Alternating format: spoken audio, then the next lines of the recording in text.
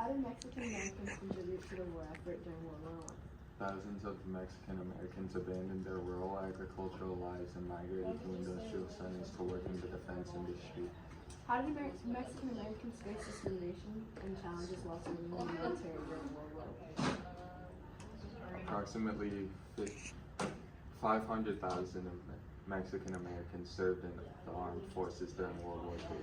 One of their slogans was Americans All, suggesting that many viewed the war as an opportunity to prove their loyalty and become part of the American mainstream.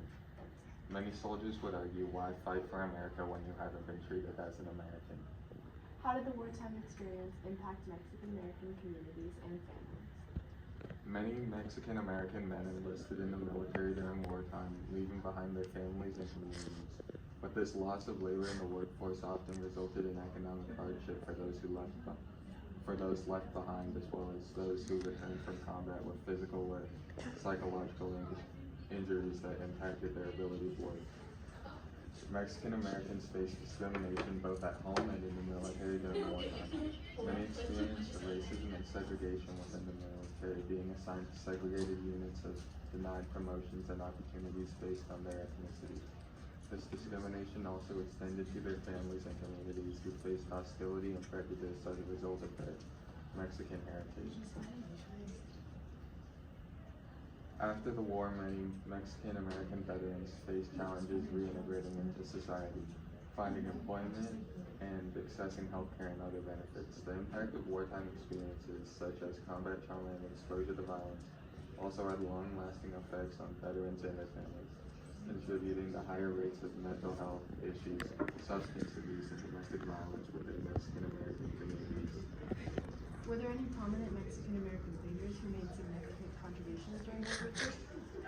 Yes, there were several prominent Mexican American figures who made significant contributions during World War II.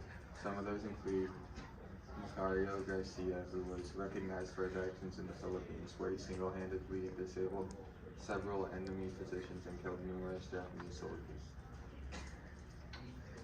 Lado Rodriguez was recognized for his heroism in Italy, where he destroyed several enemy positions and helped his unit repel a German counterattack. Guy Gabaldon, during the Battle of Saipan, convinced over 1,000 Japanese soldiers to surrender, saving countless lives and earning him the Navy Cross for his actions. Dr. Hector P. Garcia was a Mexican-American physician and civil rights activist who served as a military doctor during World War II. He later became a prominent advocate for Mexican-American civil rights and co-founded the American GI Forum to access the concerns of Mexican-American veterans. On June 3, 1943, a group of U.S. soldiers marches through downtown Los Angeles carrying clubs and other makeshift weapons and attacking anyone wearing a zoot suit, the baggy wool pants, oversized coats, and pork pie hats favored by many young men of color at the time. Over the next week, the so-called zoot suit riots spread throughout the city, including the largely Mexican-American neighborhood of East Los Angeles and the largely black neighborhood of Watts. The riots marked the culmination of simmering racial tensions in Los Angeles, set against the backdrop of World War II. Older Mexican Americans and whites objected to the young zoot suiters who called themselves Pachucos, associating them not only with cultural rebellion, but also with criminality and gangsterism. These negative views only increased during World War II, when the rationing of wool in early 1942 led to the manufacturing of zoot suits to be banned and the wearing of them to be seen as unpatriotic. The Los Angeles news media, in particular, on May 30th, 1943, a verbal confrontation between a group of U.S. sailors and a group of zoot suiters ended in the beating of one of the sailors in retaliation. About 50 sailors left the local U.S. Navy Reserve Armory on the evening of June 3rd, armed with makeshift weapons and targeting zoot suiters, even those as young as 12 or 13 years old. On the second night of rioting, the sailors headed into the city's Mexican-American communities, barging into cafes, bars, and theaters to seek out and attack their victims. Military personnel and civilians joined in the violence, some traveling to Los Angeles from elsewhere to take part, while news reports portrayed such rioters as heroes fighting against a supposed Mexican crime wave.